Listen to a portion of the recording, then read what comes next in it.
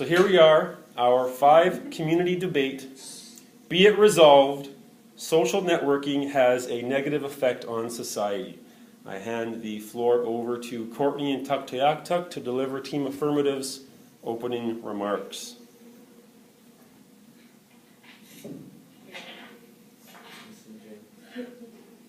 Our debate is on the following. Social networking has a negative effect on society. The affirmative team believes this to be true. The terms of the resolution are defined by the affirmative team as follows. Social networking is defined as a way to connect with others using online media sites. Social networking is defined as a collection of people living together in an ordered community. The first point my team will use to win this debate is that social networking promotes unhealthy behavior. Some social networking can lead to addictions that can cause you to stay awake during the night and through midnight from reasons ranging from texting with a friend to watching video after video. This is obviously leading to sleep deprivation and possible unhealthy sleeping habits. Social networking also takes time away from socializing with family and friends. Many families don't seem as close as they were 10 years ago. For example, I don't spend as much time with my family as I used to, and it's unhealthy. 10 years ago, people were happy to spend time with each other, but not now. Social networking is also making people self-isolated because all people want to do is stay in their bed and be on their phones all day. They don't want to socialize with their friends because they are too occupied with these networking sites. Social networking causes lower grades because kids will focus less on their schoolwork and spend more time on their phones. While on their phones, they'll be using Facebook or texting during class time, and that's how they get lower grades. Before we knew about social networking and phones, we would do better at school. Social networking is really affecting our school, and it's bad. Even when I'm trying to do work at school, my phone keeps me off track, but I've learned to start putting it away when I don't need it. For all these reasons, social networking has a negative effect on society.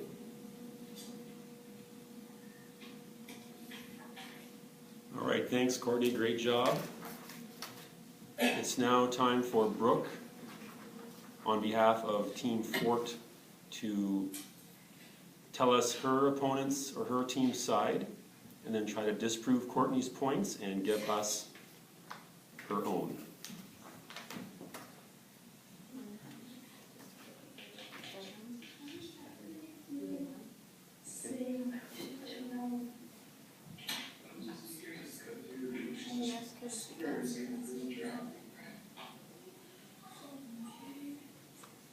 Nice and loud, Brooke, whenever you're ready.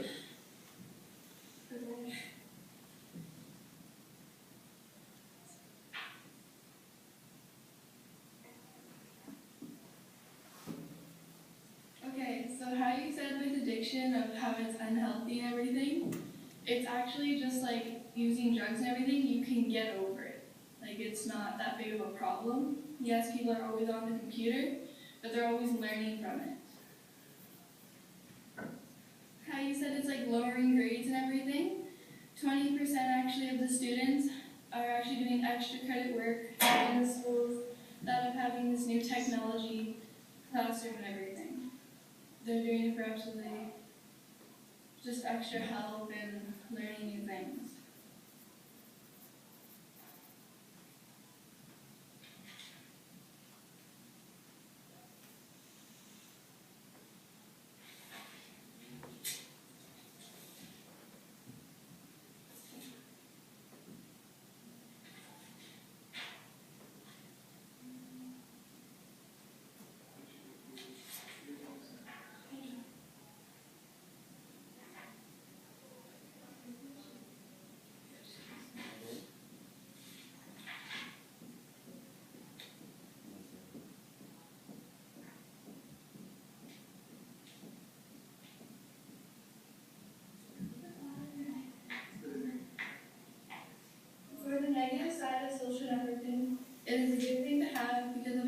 effective use it has for education, business opportunities, YouTube, and keeping in touch. Social networking takes a big part on education, with helping students on communication of social networking has really helped with establishing a great friend relationship with real people. And instead of seeing them simply as peers, just sending text messages back and forth to each other. For example, a shy person that's in a dorm with someone goes on their profile on Twitter account to find similarities, can help with face-to-face encounters with students. Facebook helps with getting to know the person, will act like, or also know what kind of hobbies they like. The social networking sites help with get to know the students, ready for talking with new people and to become friends with. Also to help in school with presentation and not being the person you once were. 20% of teens, while using social networking, get over their shyness and show their true colors. My second point of social networking is engagement. For students using the networking sites are actually practicing the kind of skills, 21st century skills they want them to have so they can be successful for today. Universities, College of Education, and Human Development, and principal investigators have seen that students are starting to develop positive attitudes toward the technology systems of editing and customizing content and thinking about online design and layout. Sharing original work like poetry and film. They learn how to make safe and responsible use of the information and technology. My third point of social networking is global participation. Global participation for social networking on students is making them connected to the world. Through social media, there are people out there on sites that can help you with your studies. Any problem that you have, a person can help. For a favor that is seen mostly on social media and will not stop for that one request that you need help with. One weird thing about social networking is that people just share funny videos or talk to random strangers. The odd thing is that these kind of things can help with your knowledge in general. The photos or links to your friends or teachers help in a lot of the ways people don't think social media can do, but it can. The students can see more of the world using a relative new form of communication. In a world where connections are important, social media offers plenty of opportunities for learning and interactively. As a younger generation use such technology in the classroom, they remake the educational landscape. Another point is, social networking has really made a difference in the attendance by more than a third. Students are wanting to come to school more because they get to use their Facebook and Twitter accounts, and they get to use internet more than just reading a book all day. My fourth point is social networking for students is collaboration. Use of popularity sites for educational uses includes Facebook, Twitter, LinkedIn, Google+ messaging boards, and blogging, among which Facebook leads. In 2008-2009, 61% usage, 2009-2010, 87%, and 2010-2011 is now 98%, proving that Facebook is the most social networking site used. Twitter is now 84%, LinkedIn 48%, and blogging 37%. These key sites students find an interest in as very helpful getting and also from their education. For one, sharing of important announcements and discussions to help key members updated from Twitter. Another, blogs and networking sites as a hub for links to important resources, articles, and information. Lastly, Facebook pages to popularize events, encourage participants, and develop a school spirit to get their teens or kids motivated to get the work done so they can go to these events. With these effects, we know that there are cyberbullying and harassment and peers and addiction. But Google has taken a big stand to pop-ups or blocking so they can stop this. Facebook has done a lot to stop the cyberbullying with blocking and reporting these insiders.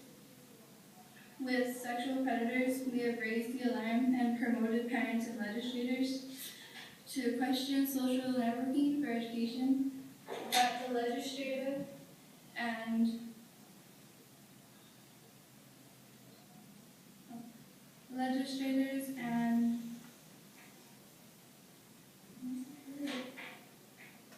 the legislators and parents have to question whether we should have this or not. But it's just the primary concern. When the schools have these new technologies, the parents and students are getting taught that there are these kind of things to wear to, and that they are responsible to be online.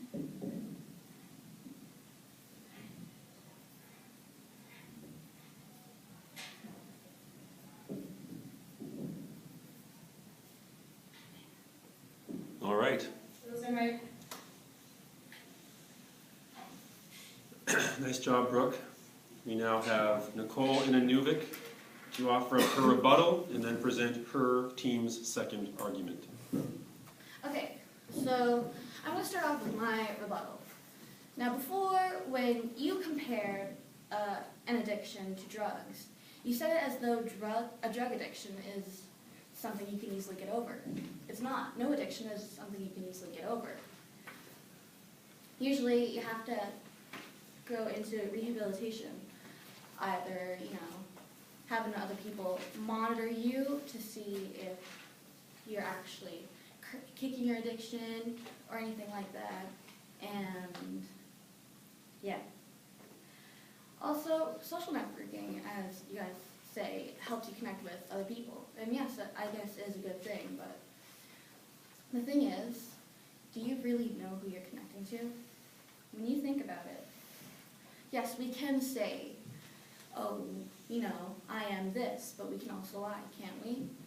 So, for example, some people, if they want to view adult content online, most will say, yes, I'm over the age of 18, even though they probably aren't. So, if you can lie about that, what makes it so that other people can't lie to you?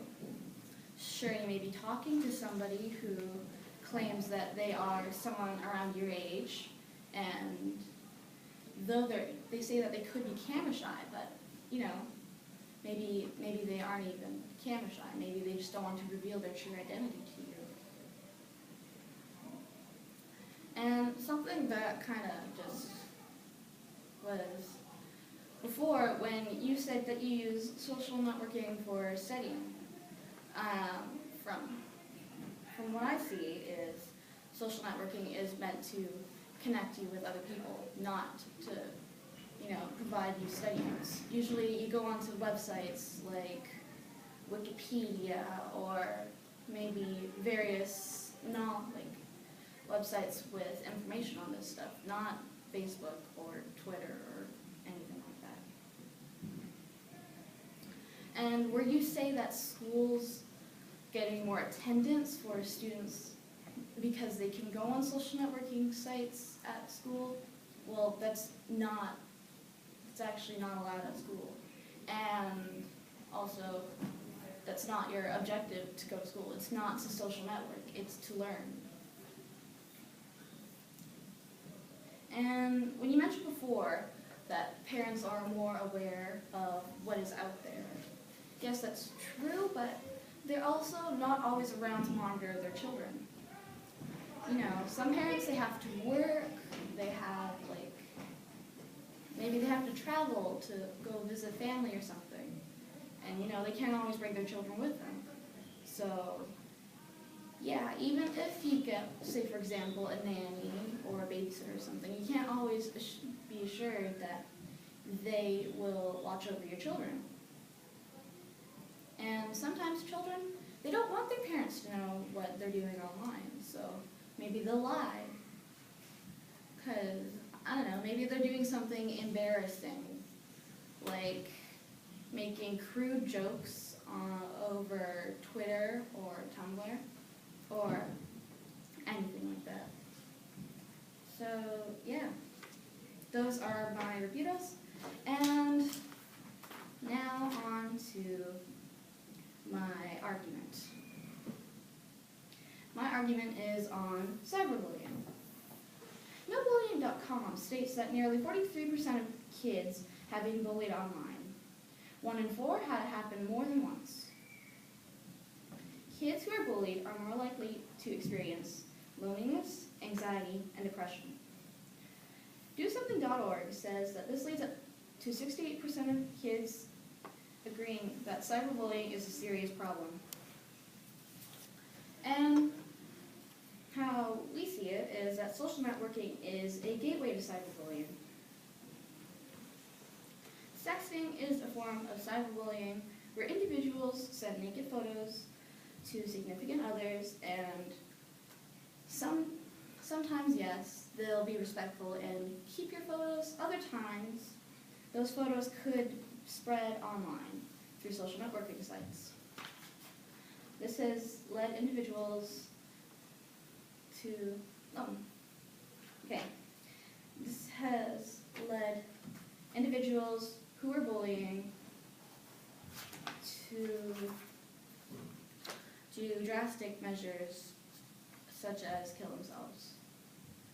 An example of this could be last year's case of Amanda Todd, a teenage girl from British Columbia who in October of 2013 committed suicide from having photos of herself that were, nude photos spread around, also through cyberbullying, and has also been physically assaulted. Yet all these instances have led the teenage girl, who was around our age actually, to kill herself last year.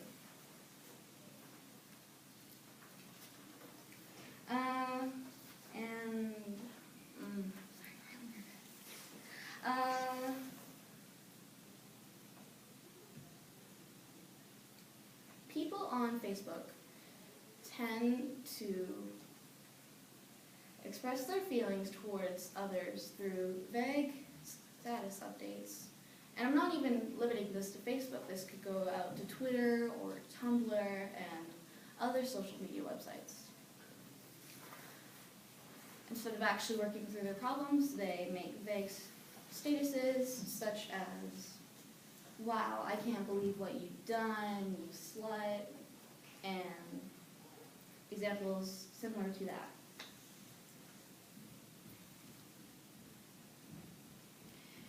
And also, social networking could bring a change in values that could possibly come from peer pressure. For example, if somebody makes a status that only gets a couple of likes instead of maybe 10 or 15, they feel like their self-worth isn't very high. They don't feel good about themselves. They just feel that, well, what I said, I thought more people would care about, but apparently not.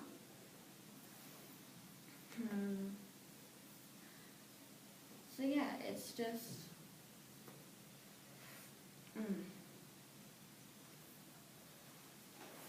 Also, if somebody were to get a negative comment on something that they have personally stated,